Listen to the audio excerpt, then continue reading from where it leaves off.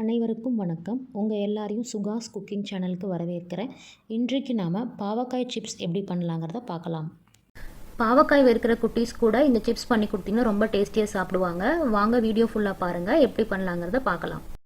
இப்போது நம்ம பாவக்காய் சிப்ஸ் பண்ணுறோம் இன்றைக்கி அப்படிங்கிறதுனால நான் 2 மீடியம் சைஸ் பாவக்காய் எடுத்திருக்கேங்க. முடிஞ்ச வரைக்கும் சன்னமாக நறுக்கிக்கோங்க. இந்த மாதிரி நான் உள்ளுக்குள்ளே இருக்கிற விதை எதுவுமே நான் எடுக்கலை, விதையோடு தான் நான் போடுறேன். பாருங்கள், விதையில் தான் நமக்கு சத்துங்களும் இருக்குது. ரொம்ப முத்தின பாவக்காய் எடுத்திங்கன்னா தான் விதை ரொம்ப இருக்கும். ஓரளவுக்கு இதுக்கு நீங்கள் செலக்டடாக பார்த்து வாங்கிக்கோங்க. இப்போ நான் சன்னமாக நறுக்கின பாவக்காய் 2 எடுத்திருக்கேன், கட் பண்ணி போட்டுட்டேன். இதில் ஒரு 1/4 டீஸ்பூன் அளவில் மஞ்சத்தூள் சேர்த்திக்கலாம். ஒரு டீஸ்பூன் அளவில் சர்க்கரை போட்டுக்கலாங்க. இது ரெண்டையுமே நல்லா கலந்து ஒரு டீஸ்பூன் அளவில் சர்க்கரை போட்டுக்கிறேன். இது ரெண்டையுமே நல்லா கலந்துட்டு ஒரு 1 ஹவர்லேருந்து 1/2 அன் ஹவர், குறைஞ்சது 1/2 அன் ஹவர்லேருந்து 1 ஹவர் வரைக்கும் நல்லா இது ஊற விடுவோம். ஓரளவுக்கு அதில் இருக்கிற கசப்பு தன்மையெல்லாம் வெளியேறிடும். இதுக்கப்புறம் நம்ம அடுத்த ப்ராசஸ் என்னங்கிறத நான் உங்களுக்கு சொல்கிறேன். இது நல்லா ஊறி கொடுக்கட்டும் 1 ஹவர்.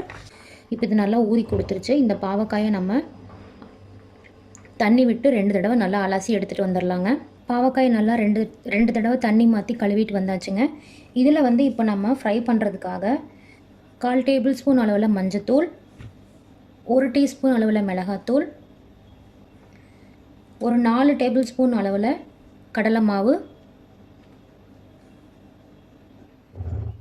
2 டீஸ்பூன் அளவில் அரிசி மாவு, ஒரு 1/4 டீஸ்பூன் அளவில் பெருங்காயத்தூள், தேவையான அளவு உப்பு, இது எல்லாம் சேர்த்து நம்ம தண்ணி விடாமல் முதல்ல கலந்துக்கலாம். அந்த பாவக்காயிலே ஈரப்பதம் இருக்கும் இல்லைங்களா? ஃபஸ்ட்டு இது நல்லா கலந்துட்டு தேவைன்னா மேலே தண்ணி தொளிச்சிக்கலாம். இது நல்லா கோட் ஆகட்டும்.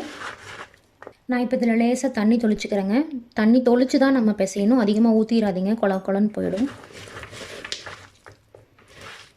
அந்த ஒவ்வொரு பாவக்காயிலுமே நம்ம போட்ட ஸ்பைசஸ் எல்லாம் நல்லா பிடிக்கணும். அந்த மாதிரி நல்லா கலந்துக்கோங்க.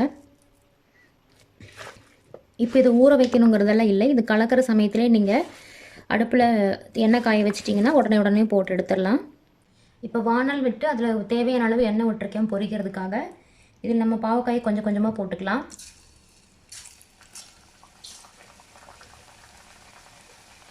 நல்லா பொரிஞ்ச ப்ரௌன் கலராக வருங்க, அது வரைக்கும் காத்திருக்கணும்.